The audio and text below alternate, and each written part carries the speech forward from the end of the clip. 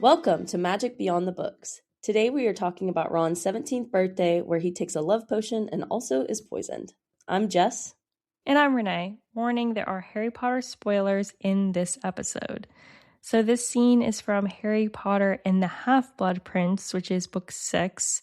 It's chapter 18, Birthday Surprises, through chapter 19, Elf Tales. Specific pages are 389 to 408. Or in the audiobook, it's around 28-ish minutes into chapter 18 to about 16 and a half minutes into chapter 19. It might be a little bit different depending on what audiobook you're listening to. But we're basically just covering the full day of Ron's birthday, Ron's 17th birthday. But before we get into the scene, let's do our listener question of the week. Listener question of the week. Let's compare the audiobooks. Which is your favorite? And the main ones being Stephen Fry, Jim Dale, and then now the full cast Audible version. So what are your thoughts? So I've only ever listened to Jim Dale. That was the version that, I listened to when I was doing the audiobooks. And then I just went and listened on YouTube a Stephen Fry comparison. Mm-hmm. And at first I really did not, I barely hear a difference. Like Stephen Fry actually sounds a lot like Jim Dale in some scenes. But then when I was reading online, I think a lot of people say that whenever there's voices, that Jim Dale just does such a good job of creating a different voice for everybody. And when he does that voice, you can clearly understand who is talking. Mm-hmm. And when people were listening to the Stephen Fry version, they just didn't like the voices as much. So I think Jim Dale does a really good job of kind of creating a world in your head with all these different character voices. I like how dramatic his voice is, especially Hagrid. He does the best Hagrid. Mm-hmm. I'd say the only character I'm not a huge fan of is how he does Hermione. Yeah. But, he's supposed to be playing like a 12-year-old girl. So I think it's probably really hard for like a 60-something-year-old man to do that. Specifically when Hermione goes, Harry! So it's very funny to hear Jim Dale do that. But I'm a Jim Dale person through and through. And I full disclosure, never listened to the full cast Audible version. Yeah, in the full cast Audible, at the time that we're recording this, only some of them have come out. I think, I have to double check, I think the first 3 or 4 have come out at this point, so they're still slowly releasing them. And okay, so I'll say I agree with you. I am a Jim Dale listener. I think you hit the nail on the head where I think he does much more variety of the voices than Stephen Fry. I did look up, Jim Dale does the American version. So like the Sorcerer's Stone versus Philosopher's Stone, like the Jim Dale version is the Sorcerer's Stone. And then there's some tweaks that are more like Americanized versus UK. Like this came up in an old episode where they say baked potato, which would be an American thing, versus jacket potato would be the UK version. So like Stephen Fry will say jacket potato, but Jim Dale will say baked potato. So I think maybe that also like makes us prefer that one a little bit. Yeah, grew up with it. Yeah, like we're a little bit more like accustomed to that. Well, if I enjoyed my beans on toast, maybe I would like Stephen Fry. I do. I feel like it's more, Stephen Fry's are like more like hoity-toity, like British kind of, right? Yeah. And then the full cast Audible, I started listening to the first one and I'm working through that. I think it's a big adjustment. If you are someone who listens to audiobooks normally, I think it's a big adjustment to listen to the like theatrical audiobook with all the background noise and music and everything. You've listened to other like theatrical books, haven't you? So I was just about to ask, so I didn't know that the full cast Audible version was like, what do they call it? Like cinematic audio? I forget what they call it. Or do they call it theatrical? I've seen it called theatrical. That might not be like the proper term. Cinematic or whatever you call it when like there's different voices for different people. But it's not just that. It's that because I've read some audiobooks that have different voices for like the male and the female. But it's not just that. It's that like there's like background noises and sound effects and there's songs and stuff like that. So I tried to read Crescent City, or listen to, I should say. I tried to listen to Crescent City, like the theatrical version. I had to stop after like, I think I got through maybe like 10 chapters But it Mhm. was like too much. The scene that really did it for me was like she shows up to the house party and like you can like obviously it's like, oh, and I walk into the party and it's like and you can hear people in the background like playing beer pong and stuff. And then she's supposed to go upstairs and like go into her brother's room and close the door. And then as they're having the conversation, you can hear the in the background. So Oh it's God. just like really that whole scene really was like, what am I doing here? And I like stopped listening. Yeah. I couldn't handle it. I don't like it at all. Yeah, I thought we could do a little example for the listeners. I put a section of text for you. All you need to do is just read this section of text. It's a quote from Hagrid, so you can do it in Hagrid's voice if you want, or you can just read it plain. You do that. I'm going to try to give an example of what the sound effects in the background are like while you're hearing the audio. Anyway, this wizard about 20 years ago now started looking for followers. Got 'em too. Some were free. Some just wanted a bit of his power, 'cause he was getting himself power all right. Dark days, Harry. Didn't know who to trust. Didn't dare get him friendly with strange wizards or witches. Terrible things happened. You didn't tell me that this was going to be like baby toys. So then I'm like literally sitting there talking about Voldemort, and you're like, ding, ding, ding, ding, ding. That is so funny. I had the supplies that I had. It's probably they make it go more with the storyline, but you get what I'm saying. Where I feel like it's what I would call an excessive amount of noise. And it's like sometimes like you can't even hear what the person is saying because there's so much noise. Yes, I will say on the plus side though, they do have some big stars for some of the voices for the full cast. And I just wanted to mention a few that I know you and I know.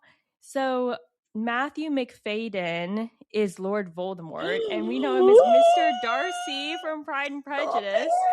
My favorite ever. Does he do a good job?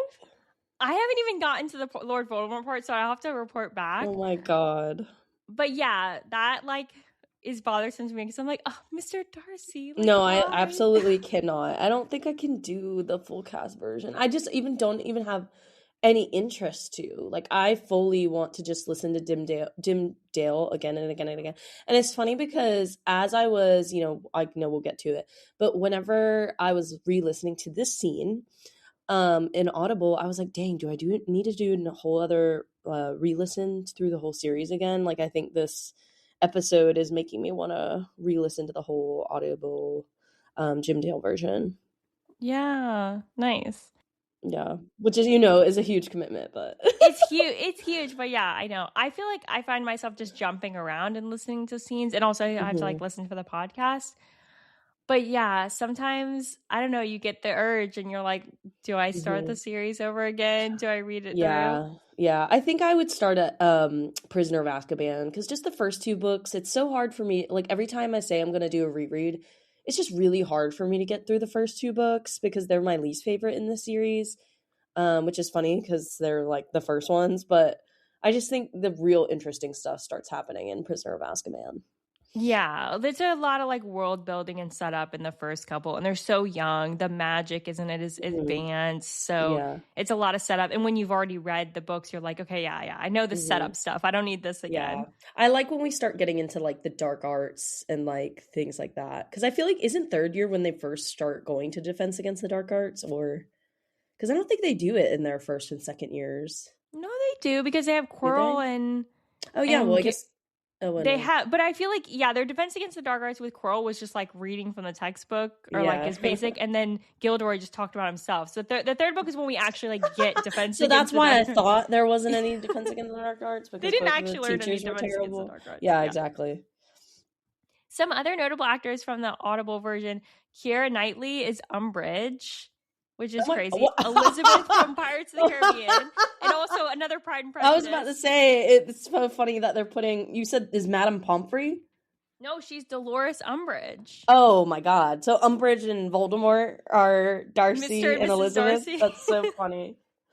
Yeah. About accurate. And another crazy one is Kit Harington, which is Jon Snow in Game of Thrones. He's Gilderoy Lockhart. Oh my god. Okay, maybe I do want to listen to it. They did get really good people. Yeah, so I don't know. We're giving you mixed reviews. Read on your own. Tell us what you think. But I think we're both Jim Dale shippers over here. Yeah. All right, let's get into the episode. So it's Ron's birthday. Happy birthday, Ron. Happy birthday, Ron. To quote Fred, so all in all, not one of Ron's better birthdays. I feel like that pretty much sums up the scene. Wasn't that like the start of chapter 19 is him saying that? Yeah. So before we get into the scene, I thought I could, since it is Ron's birthday, I thought I could do a little bit on Ron. So Ronald Bilius Weasley is his full name. And he has a few what I call known aliases. So would you like to hear them? Yes. So firstly, obviously Ron, that's his most common. Then from this scene, from Slughorn, he calls him Ralph. So we could say Ralph. Then there's Ickle Ronnikins, Wheezy, Weasel, Runiel Waslib, Wan, Stan Shunpike is his code name. Dragomir Despard in book 7, that's his code name. And then finally our king. Weasley is our king. Love it. Wan. Yeah. But yeah, and then this scene, well, we start out with Ron waking up on his birthday. The movie is a little bit different. The movie, like, it's just it's his birthday, but it's like at night, right? Yeah, because that's what I was noticing. They just kind of cut straight to it. Yeah, they just jump in, like Harry walks in and he's eating chocolates. That's the start of the scene, yeah. This is happening on March 1st, 1997, but he was born March 1st, 1980. So he's turning 17, which is a big birthday in the wizarding world. Mm-hmm. This is when they, like, come of age. So this would be, like, in America turning 18. You're now, like, a legal adult. Yeah, and a detail I kind of forgot when I was re-listening was Ron's parents give him the coming of age, like a watch. You know, when wizards come of age, they always get a watch. And Ron got his watch from his parents. So I just thought that was a fun little detail that the movies never talk about, and that's such like a book detail. But I thought that was cute because he was so excited. He was like, I'll come of age every year to get all these presents.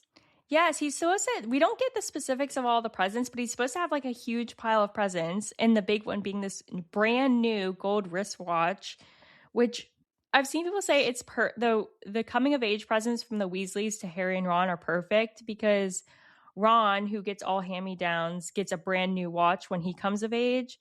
And Harry is given when he comes of age later, Molly gives him her brother's old watch, which is like a family heirloom, which like Harry doesn't have family. So that's the perfect gift for him. That's really sweet. I thought that was perfect. Mm-hmm. Harry gets Ron Quidditch keeper's gloves. And then we know that the twins get Ron a present. But other than the keeper gloves and the gold wristwatch, we don't get any specifics about like all the actual gifts that he gets. Like, I don't know what or if Hermione got him a present. Mm-hmm. I don't think she did. Yeah, because they're supposed to be not talking at this point since he's been dating Lavender. But yeah, so Harry, while Ron's opening up all these presents, Harry's looking at the Marauders map. And he always hides it after he looks at it. And so he has to like go through his trunk and dump out a bunch of stuff. And this is the part of book 6 where Harry is obsessed with Malfoy. So every day he's like checking this Marauders map for where Malfoy is. So that's what he's doing while Ron's opening the presents.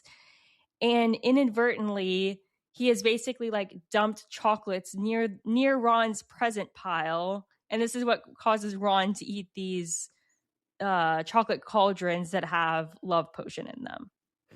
I feel like Harry is mainly to blame for this love potion incident, in my opinion, but we'll get to that later. Being so careless about his items in his trunk. Yes, Romilda Vane gives this to Harry. Harry knows from Hermione that these chocolates are very likely spiked with love potion, and then he just keeps them. Yeah, I would have tossed them. Yeah, these should have been burned in the fire the minute that he got them, in my opinion. These should have been incinerated. I don't know why he just kept them around. Like, these are like a dangerous item to be just keeping in your trunk. But okay, Harry. So this is basically where the scene turns. So Ron starts feeling the effects of these chocolates. Harry's like, okay, let's go to breakfast. And then Ron is like, I'm not hungry. So funny. oh, he's like the lovesick. I find this scene so funny. I feel like this is one of the funniest scenes of all of Harry Potter, is Yeah. him just, being like, kind of like zoned out. He's like, oh, I'm not hungry. And then Harry's like, you just ate a million chocolates. Like, what do you mean you're not Yeah, hungry? and then how he's like, oh, fine, I'll come down, but I won't eat. Yes. It just sounds, he's just like a dramatic, I don't know. It's just so funny how dramatic he's being when he's on Love Potion. It Yes. tickles me. And this is probably one of the funniest exchanges. So Ron's saying, like, I can't stop thinking about her, which when Ron, you tell me what you think. So Ron starts this by saying, I can't stop thinking about her. And Harry, in his mind, is like, oh my gosh, like if Ron's going to start gushing about Lavender, like this is like too much. But I feel like if I were Harry, there would be a part of me that would be like, wait, are you talking about Hermione here? Because Mhm. it just seems to come like out of the blue, and Hermione and Ron haven't been talking, and there's been so much tension. And I feel like if I were Harry, I would be like, wait a minute, are you about to admit to me what I've like known for years has been going on, Well, Harry's a dumb boy, Sure. too, and that's number one. Number two, they never, like, Harry straight up asking, "Are you talking about Hermione?" would never, ever, ever happen in their like friendship. I just feel like they don't actually like address how Ron is like attracted to Hermione because like it's always something Harry thinks about, but he never says because he's just like it would like I don't think he thinks it would ruin the dynamic, but he's not the one that's going to push it forward because Mm-hmm. he thinks that they should both admit to each other before admitting to him. So I Mm-hmm. think that it's like taboo almost within their friendship to straight out ask about it because they've never done that before. So, Yeah, they definitely like beat around the bush. Even though Harry, like his internal monologue, like he knows, I think, from a very early time from mhm. both of them, Hermione and Ron. But Yeah. And to him, it's like clearly Ron's dating Lavender. So his first thought was to like think that he's talking about Lavender. yeah. What also I think is funny about this scene, like there's a part in the books where Harry thinks to himself, like, it's really fun. It would be, and he goes, oh, I had an inkling to laugh about the whole thing because it is really funny once he realized like Ron ate these like love potion cauldrons. Mm-hmm. And he thought about letting Ron go downstairs and like embarrass himself in front of everybody and like talk about Romilda Vane and then he was like, but the punch in the ear was like because Ron had punched him in the ear when Harry was like, oh yeah, very funny. This is all a joke. Mm-hmm. And it was just funny because Harry was like, yeah, that punch really hurt. Maybe I should go let him embarrass himself. And then he goes, well, I don't want to be punched again, so let me help him out. Like it was just a true like best friend thought of like, should I let my friend embarrass himself? Probably not. I'll go ahead and help him. Yeah, yeah. Yeah, he realizes because Ron says, I don't think she knows I exist. And then Harry's response is, she definitely knows you exist. Yeah. She keeps snogging you, doesn't she? Like, he's Yeah. like, what? And then I love this. Ron goes, who are you talking about? And then Harry goes, who are you You talking talking about? about yeah. And yeah, so then they have this. So, like you said, Harry decides that he's got to help Ron, and he makes this plan. I guess internally, he's going to go to Slughorn and try to get an antidote.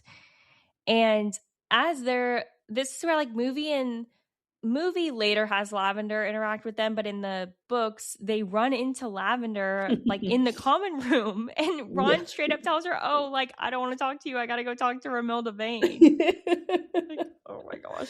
Imagine on your boyfriend's birthday, that's his response when you see him for the first time. Yeah, you're like, "Oh, happy birthday," and he's like, "Don't talk to me. I gotta And like Harry go." was like, sorry, gotta go. Like, Harry didn't say a word to her. Like, oh, he's actually under the love potion. It was just funny how Harry was also like, bye. He's like, "Oh, okay, Yeah. gotta go." So they go to Slughorn's office, and Slughorn's like, "Oh, it's early." Slughorn's trying to like push them off. He's like, "Oh, like you could probably make this on your own." And I'm like, don't you have like an obligation as a teacher? Like someone comes to you for Yeah. help, and he's just like, "Oh, you guys could figure it out on your own." Yeah. But Ron's just acting crazy. So Slughorn and Harry are kind of like play acting for Ron. So Ron's like, Harry's telling Ron that Brunhilde's going to meet him there, and Slughorn's perpetuating this, saying like, I'm just going to make some like drink to help with the nerves before you meet her. They're like, they got to like kind of calm him down. And we do get an important piece of information that these apparently amortentia is the like love potion. This, when it has an expiration date. So I guess when it's kept for a long time, it strengthens, which shows why Ron's like fully like can't eat, can't think, like he's obsessed. And so Slughorn makes the potion finally and cures Ron. Ron starts getting depressed pretty quickly after he's coming down from this high of being on the love potion, I guess is how you could call it. The Slughorn decides that they're going to have a drink to kind of help Ron, which also isn't alcohol a depressant too? So like, I don't understand how this is supposed to like make Ron feel better, but I don't know. It makes me happier. So yeah, he's just like, this will be fun. And it makes more sense in the movie because this is happening late at night. But in the books, this is like 8:00 in the morning. And they're like having a drink with their professor. Yeah, that's funny to think about. I didn't even think about that. Yeah. So Slughorn offers them this oak matured mead, which he makes a little side comment that he was supposed to give that to Dumbledore, but he's kept it because we know Slughorn, like he enjoys the luxuries of life. Maybe we should say it like that. So they all get their cups, and Ron, like Slughorn's doing this like little toast, like, oh, to like whatever he's saying. And Ron's like not going to wait for the toast. He just like takes a shot basically of his drink. And luckily he did that, because if they all drank this at the same time, they would all be dead. Right? I literally wrote down, thank God Ron drank before them, and thank God Harry thinks so quickly. Yes. So Ron starts like convulsing and foaming at the mouth and everything. And Slughorn's just like in a state of shock, like not processing. And Harry runs and grabs a bezoar or bezoar, however they say it, and shoves it down Ron's throat. And I'm like, yeah, it's so great that Harry is really good about like acting under pressure. That's like a special talent of his. True aura. Like he's like has the makings of being an aura. And it is helpful that literally the like class right before this scene, I think it's in this chapter, they have a class where they talk about antidotes, and Harry reads in the Half-Blood Prince that this stone is like a kind of like a cure-all antidote. And I did look up like the history of like bezoars or bezoar, however you say it. And I found that J.K. Rowling actually, like a lot of the potions stuff, she actually based on real life things. And the bezoar is one of them. Wow. I was going to say too, in the very first movie is where we first hear about bezoars, in whenever he's like Snape is talking in the first potions class, and that's when Harry gets in trouble. So I thought that was a fun nod to like in the first movie you're hearing something that comes back in the 6th book. Yes, like they came back around. So J.K. Rowling said, here's a quote from her: many of the components of the various drafts and libations that Harry creates or for Snape exist or were once believed to exist or have or once believed to have the properties I gave them. So, for example, the bezoar really is a mass taken from the stomach of an animal in the like real world. Wow. And it really was once believed that drinking water in which a bezoar was placed could cure you of any poisoning. And so then I went and looked into that. So the word bezoar is derived from a Persian word that means antidote. And the myth of the bezoar as an antidote reached Europe from the Middle East in the 11th century and remained popular until it fell into disrepute in the 18th century. But basically, yeah, people believed that it was a universal antidote to any poison. So for like 600 years, people were like probably drinking like... And was it really from like a goat's stomach, or it's like, what is it called? Yeah, it's like a mass. I think it can be from other animals as well. Okay, interesting. Yeah. So Ron, like he gets the bezoar, he, starts like, he's like passed out, but he starts breathing again. So Harry's like, okay, he's saved. And then we kind of like get a jump in time. We start the next chapter, but I'll try to like kind of say this chronologically. So Slughorn, after Ron gets saved, Slughorn runs for help. They get McGonagall and Madame Pomfrey to come help Ron. They take him to the hospital wing. Harry has to kind of like hash out what has happened to Dumbledore, McGonagall, and Pomfrey. And I guess Ron's parents show up at some point and, see that Ron's okay. And then they go and talk to Dumbledore in his office, and Harry and Ginny are there, and they're like waiting outside the hospital wing discussing like possible people or motives. And this is a key point. So Hermione, it's described that she sprints white-faced to join them the minute that she finds out that Ron is ill. And then there's more stuff that happens with Hermione in a little bit, but I'm like, I feel like this scene is for the Hermione shippers. Yes, 100%. Right? Yeah. They haven't talked for weeks, and Hermione finds out that Ron could be dead, and she's like terrified. Yeah. I have a lot to say about when we talk about the movie version of this scene. I have a couple notes. Okay. While this is all happening, and then Fred and George also come. Fred and George reveal that they've been waiting in Hogsmeade. They were going to try to surprise Ron, and they were considering buying Zonkos to have like a second branch of their joke shop, which is crazy how like in a couple years they've been so successful. And also, maybe we should mention here, Harry and Ginny are basically just sitting there talking about potential motives and stuff, and then Fred and George also join in on the conversation. But Hermione is just sitting there like silent, like not commenting, just like staring at Ron, basically. Yeah, when normally she would be the first one to jump in and like be thinking of all the possible solutions. Yes. And they're debating, obviously, so like spoiler alert, we know that this is Draco's doing, right? Draco's trying to poison Dumbledore. He's doing all these methods to try to get at Dumbledore on the side while he's trying to fix this cabinet. And so this must have come from what's her name? The Three Broomsticks lady. Madame Rosmerta, yeah. Both of us at the same time. Yeah, so Rosmerta this mead must have come from her because it wouldn't have been checked, right? And Draco's not part of the Slug Club. He would have thought that he could have given this to Slughorn and it would have gotten to Dumbledore without him being like traceably involved.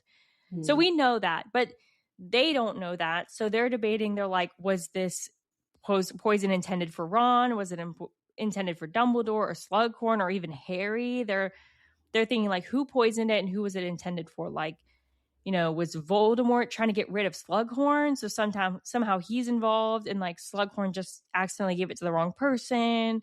Or even like Hagrid, when he comes later, he's like, is it someone after the Gryffindor Quidditch team? Because Katie Bell just got like changed.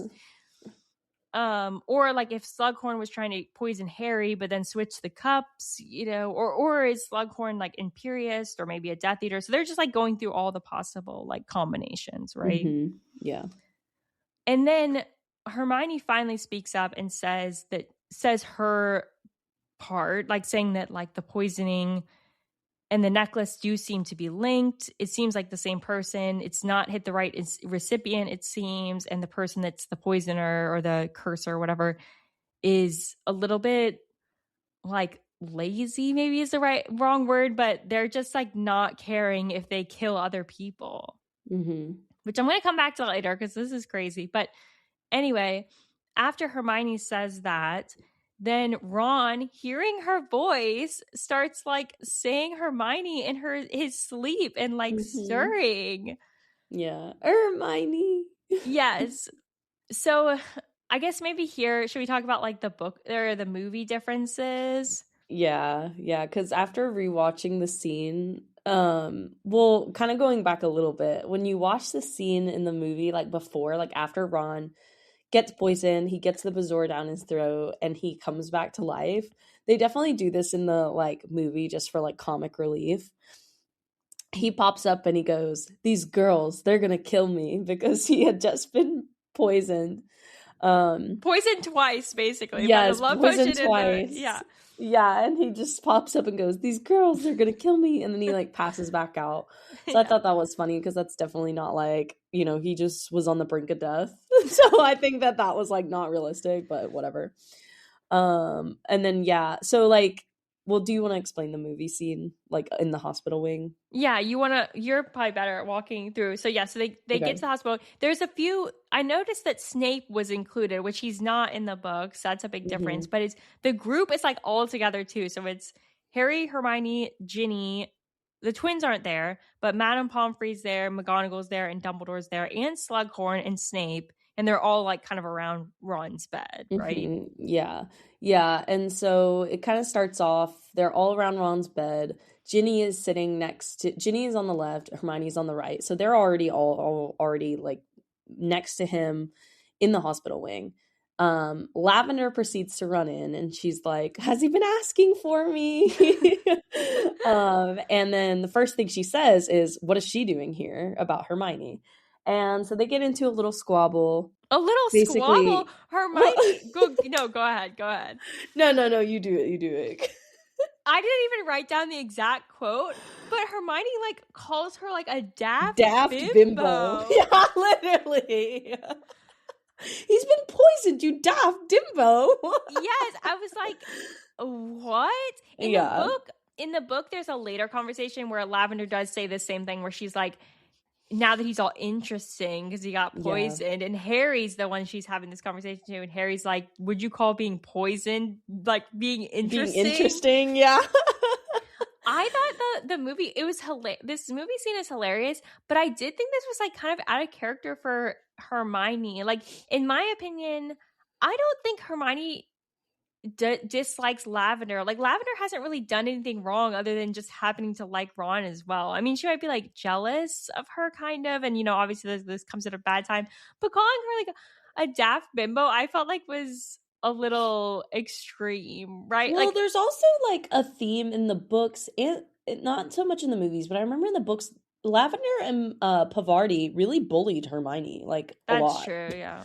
So that's what I think it all comes from. She's kind of like a mean girl. She's like a mean girl. She's like Regina George. So But I guess I was just thinking, like, I think Hermione's really mad at Ron more than Lavender. Like, for like, okay, like, I've been here the whole time and now you're like dating and kissing this random other girl mhm. kind of thing.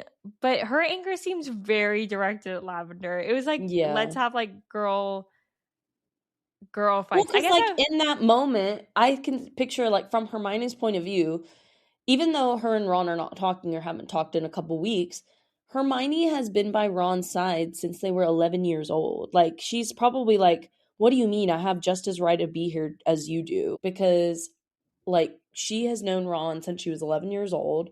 Lavender has only been dating him for a couple months at this point, I think. So it's just really like I would feel the same as Hermione. Like, what do you mean I have just a right to be here as you do?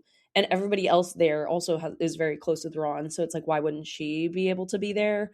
So I think it goes because Lavender's kind of like confronting her and being jealous because she probably knows that Ron holds a candle for Hermione. Um, so yeah, so they get into their squabble, and then Ron starts to stir, and so Lavender's like, "See, he senses my presence. Like, don't worry, I'm here, one." And so then he proceeds to say, "Hermione, Hermione." What's funny when you watch it, he actually does say Lavender at first. He's like Lavender, like really quietly, and then he goes Hermione, Hermione, Hermione like three times. So then she runs off, and the funniest, I'm not even kidding you, I think this is one of my favorite scenes of the entire movie series because it's not just Dumbledore's quote, it's the fact that Lavender's running away and you hear a like you hear her sobbing as she's running away, and Dumbledore just turns around and goes, "Oh, to be young and to feel love's keen sting." Just the yeah. best quote in like the funniest way he said it. And then he's like, "Okay, everybody come away. He's well tended for," because Hermione is there with him. So I thought that that was really funny. And also, this scene made me think about how much Madame Pomfrey is like not a character in the movies. Whereas in the books, right, they're in the hallway strictly because Madame Pomfrey will not let them into the hospital wing yet. And we know that there's several scenes where like they're all in the hospital wing, or like Madame Pomfrey like pushes them out because they're like, my patients need to rest. Mm-hmm. So I feel like, and they're even like scared to go to the hospital wing in the first place when Ron gets a love potion, because Harry brings him to Slughorn because he's like, oh, we're not supposed to have Zonko's products or Weasley's products, Mm-hmm. because Madame Pomfrey will get really upset. So it's just funny because they fully in the books, like there are whole scenes that change because they are scared to go to the hospital wing because of Madame Pomfrey. And so in the movies, like watching that movie where everybody's leaving, she just puts something down and Harry's like, oh, thank you, and then she walks away. Like there's not even like a knowledge acknowledging that she's Madame Pomfrey. So I just think it's funny that in the books she's a whole character, and in the movies they just kind of glance over that, and she's never really an issue, I would say. Yeah, in the book, she's very much like this whole scene wouldn't have happened where like there's a bunch of people, like a bunch of professors standing over him. She would be like, everybody out, like he's Hmm. resting, like this doesn't need to be there doesn't need to be like girls fighting over his unconscious form. Like, Yeah. but it was interesting, like you said, everyone leaves. Even Ginny is his sister. This is the only blood relative in the room, right?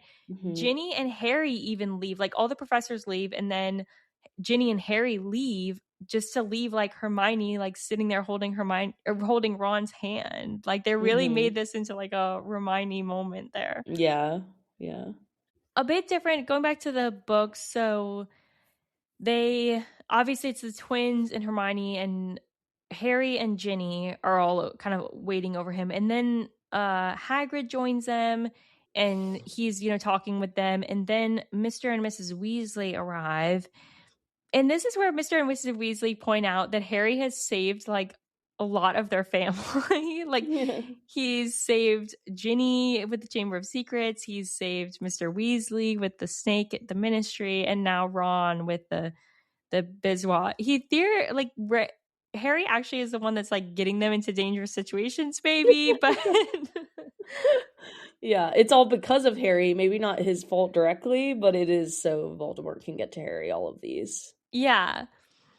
But now that they've arrived, and Madame Pomfrey being a character here, she's like, only a limited number of visitors. Hermione, Harry, and Hagrid decide to leave, so then Ron can just be with his family. So Ginny, the twins, and his parents.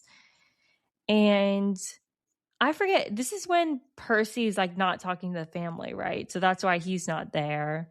Hmm. And Bill and or Bill's like is in another country, I think. yeah, and same with Charlie, yeah. Yeah. So this is where Hagrid, Hermione, and Harry have their own separate conversations. So they're like walking back to like Hagrid's walking them back to their Gryffindor tower and talking to them. And they're talking now, they kind of like start to get into other theories. So Hagrid's worried that they're going to close down the school like permanently because kids are getting like hurt right and left. Like there's a murderer out there. Hmm. And Hagrid kind of inadvertently brings up that Dumbledore and Snape had an argument that he overheard, and that Dumbledore was saying like Snape needs to make quote unquote inquiries in his house, and that Snape said that like Dumbledore's taking him for granted, and that Snape maybe doesn't want to do some things. And this is such a little like kind of common. I mean, obviously Harry and Hermione are like, oh, Snape's like being a bad guy, like there's something up. And we learn way later, like end of seventh book, that this conversation was actually about Dumbledore asking Snape to murder him, and Snape being Yeah. like, this is asking a lot, bro. Like, Yeah. You ever think I don't want to do this anymore? yeah. Which is also crazy because we know when Dumbledore asked Snape to kill him, instead of Draco, basically, his reasoning was like, oh, well, Draco's like soul is still intact and yours is like all like fucked up. So you can kill Yeah. me, which is Yeah. crazy. So tragic. Harry Potter's so Yes. good. I just can't. But Hagrid then, like takes them to Gryffindor Tower. Hermione just goes straight to bed. It's been a long day. Because I guess we didn't really clarify. This has been like hours. Like this started in the morning and now this is like late at night. So Hmm. there's a lot of time has passed. But Hermione goes to bed, and then this is this random scene, which I think is like hilarious to me. Harry's in the common room, like just kind of thinking over stuff, and then there's like a hulking figure in the corner, like waiting in the dark, and it's freaking Cormac McLaggen. So It's Cormac, just funny. A part of the theory should have been Cormac poison Ron so he could be on the Quidditch team. yes, because Cormac has, the minute that he found out that Ron was poisoned, he's like waiting in the common room for Harry to come back. And then he stands up and he doesn't go, "Can I be on the Quidditch team?" He goes, seems like Ron's going to be out, so I'm going to play keeper. Like he just states it like a fact. Oh my god, yeah. Because I remember after that now, and then when Ron's like still in the hospital wing later, Cormac's like, everyone on the team is so annoyed with Cormac because he's trying to tell everybody like how to play Quidditch. Yeah. And he's like acting like he's like captain and like telling people like what to do at the game and stuff like that. It's like so funny to me. Yeah. Cormac is like unhinged. Yeah. I mean, part of me like respects the, like how people say like, just try to ask for it, like just go for the things you want and like, But don't he be didn't afraid. ask. But yeah, he doesn't even ask. He's just like demands. Yeah. He's like, well, I was the next best one, so I'm going to substitute for Ron. And then Harry's like had this terrible day. He's just like, what? Okay. Like, Yeah. sure, I guess. And then that's how the night ends. Cormac pushes Harry into letting him substitute for Ron, and they go to bed. And that's the end of which Ron's. Poor Harry. He's probably just like so like whatever, dude. Like like sure, because he's like just had his best friend poisoned. Yes, it's like he's had this traumatic day and all this like drama with Hermione and Lavender and Ron, and like Ron being poisoned and being worried that like even after he gives him the antidote, Ron's still like unconscious in the hospital wing. Like I think they were still worried about him, that he was gonna like make a full recovery. But yeah, again, all in all, not one of Ron's better birthdays. Yeah. So should we get into our little discussion questions for this scene? Yeah. So who was your hero of the scene and or villain of the scene if you had one? I'm going to go ahead and say Harry is the hero of the scene for quick thinking of the bezoar and for honestly like taking Ron to Slughorn to fix his love potion issue. So he just was a real true friend in the scene. Villain, I would say Slughorn because he gave the mead. Kind of Ronald-Ron, kind of Lavender. So there's a couple villains in this one. Yeah, I think there are a lot of villains. I agree. Harry has such a heroic moment, so he's definitely my hero. Harry might even be the villain because I feel like it's his fault that the chocolates were even there, and that kicked off all of this. You're just like the rest of the Wizarding World, bro. You just like blame Harry for everything. I mean, kind of. A lot of this is his fault, kind of indirectly. Oh my God. But and then my villain is actually Cormac McLaggen because he has a total villain moment. Yeah, because does he even say like, "Oh, I'm sorry this happened to Ron, but I can sub"? He's just like, "No, I'm gonna sub because Ron's down." No, he's just like, "I'm gonna sub," and then. But the thing is, like, the cliche villain of, like, I can imagine, like, in a million movies where they're, like, sitting in this high-back chair and they're, like, in the dark for some reason, like, waiting for the hero to walk in. And he has this total, like, villain moment. He's even described as a hulking figure. Like, Harry's, like, scared for a minute. And then he's like, oh, no, it's Cormac McLaggen. Like, it's not someone here to kill me. Yeah. What was your favorite moment and or quote from this scene? Oh, to be young and to feel love's keen sting. So good. I wrote down from Fred and George when they said, this isn't how we imagined handing over our present to Ron. Yeah. And then the other one goes, yeah, when we pictured the scene, he was conscious. Yeah. So funny. So we talked about this a little bit earlier. Who do we think is at fault for Ron consuming the love potion? Harry, Fred and George, Ronald-Ron, Professor Slughorn? I'd say directly Harry because he did keep it in his trunk. So, like, he was the whole reason that the chocolates were in the room. Mm-hmm. Yeah, that's what I think is, like, I think everyone, but mostly Harry, because he's like, he brought the contaminated object near Ron. Because I forgot that Hermione told him that, hey, those probably have love potion in it. Like, I think that if Harry didn't like just receive that from Romilda Main, would he just have eaten the cauldrons eventually? Like, I don't know. It's just so interesting. Why was he keeping them? It doesn't make any sense. Yeah. Also, how did Romilda just like buy these cauldrons, or did she like literally like inject love potion into the cauldrons? Like, how did she get them in the first place? Yeah, I don't know. That's what I think. I think she bought She's the like love. taking a syringe and like Yes. Like injecting medically, them. like putting them in. Yeah. Mm.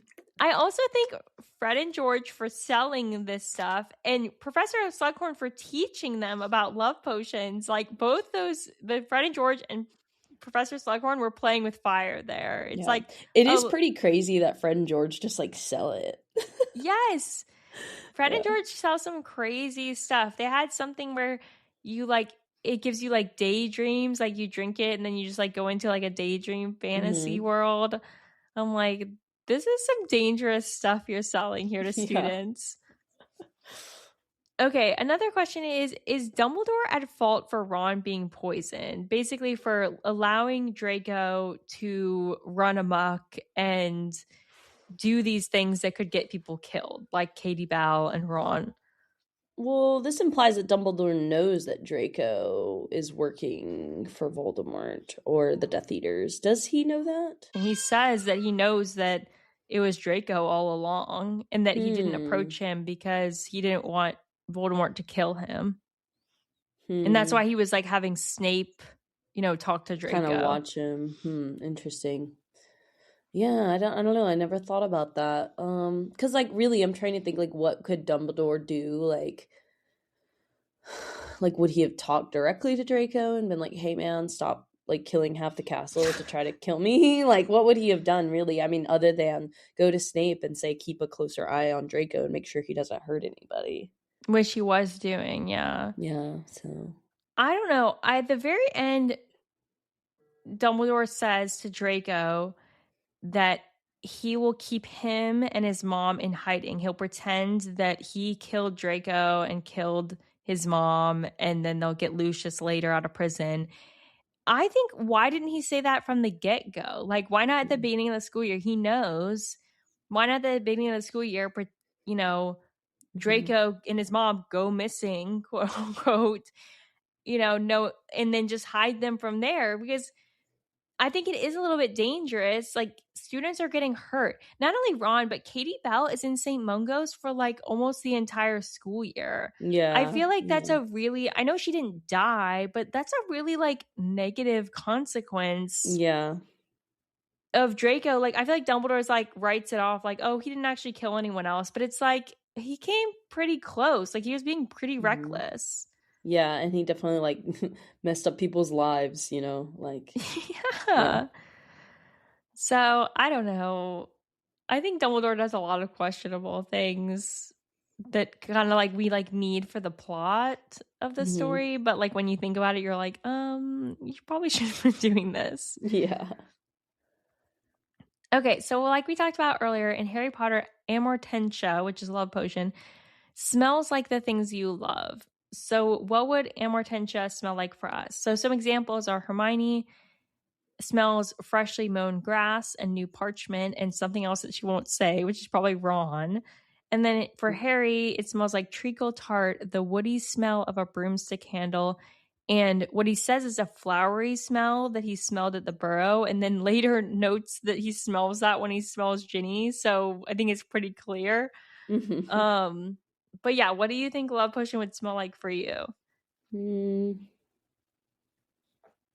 don't know. This is a good question. Do you have some? So I will not be elaborating on my smells, but I'll tell you what I think it would smell like. Okay.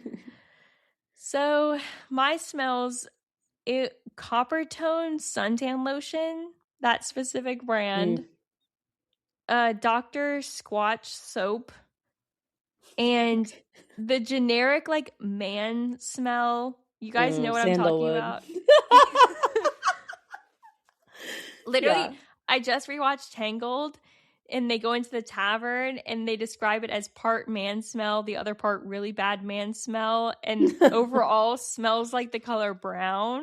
Like, you guys know, like, what the locker room, like dirt, sweat kind of thing. Yeah. And then baby smell, like the smell of like newborn babies. So those would be my, I think. Yeah. Yeah, no, mine was gonna be like sandalwood, which is like the man smell. Like when you like I have this feeling when I smell like cologne or like a really nice like woodsy candle. I Mm-hmm. just think it smells like a man. So definitely that. Um hmm. I do like the smell after it like rains a little bit, but when Mm-hmm. it's like cold. So like cold rain smell, like right after it rains and it's cold outside. I love that smell. Probably just anything like flowery, like flowers, like fresh flowers scent. And then like bread baking in the oven. Okay. Yeah. So I guess I need like a rugged baker man in the winter. That's my Okay. ideal So you went, romance. I feel like you approach this as like, what smells do you like? And then you're figuring out what you love based on those Well, things, I'm right? sorry, I didn't go for copper tone suntan Well, lotion. I went for what I did. The way I went around this is I thought of the things that I love, and then I thought of what they smell like. If I listed Okay. off the things that I like the smell of, my list would hmm be different. Does that make sense? I guess. I'm like trying to think like what do I love? Like my mom, I'm not going to talk about my mom's perfume. Like That would be it. Yes, that would be a perfect example. yeah, I Like if she, guess. whatever her Tresor particular. by Lancome. That's Okay. it's my mom. I feel like it's yeah, no. I was just kind of going off of things that I smell because then too like with Hermione, so she says the freshly mown grass, the parchment. Parchment. And then so to me, I thought like freshly mown grass would have been like the burrow, like she likes like Ron's like house or whatever. Mm-hmm. But it could just be freshly mown grass. And That's then true. parchment is like, she's always reading and writing stuff. So Or she could be thinking about her own house too. Like we don't really yeah. get too much about like her muggle house with her hmm parents, but I mean they're dentists. Maybe they keep a very tidy lawn. Like maybe her hmm dad's one of those, the Mows every traditional. Sunday. Yeah. Yeah. Like Yeah. talks about the grass all the time, always like trying to keep your grass perfect. Yeah. Yeah. But yeah, like Okay. Harry's makes a lot of sense too. Like he likes the smell of like the broomsticks, like the Mm. wood kind of smell, which makes sense. Like he loves Quidditch, and that's like his one thing that brings him happiness. Yeah. I think that's all for Ron's poisoning slash love potion incident on his birthday. Did you have anything else? In the words of the twins, overall, not one of Ron's better birthdays. So true. Thanks for listening. Don't forget to rate and subscribe to the podcast wherever you are listening. Next week, we will be discussing Grip Hook the Goblin. Until then, happy reading, happy listening, and may you never accidentally take a love potion and drink poison on the same day.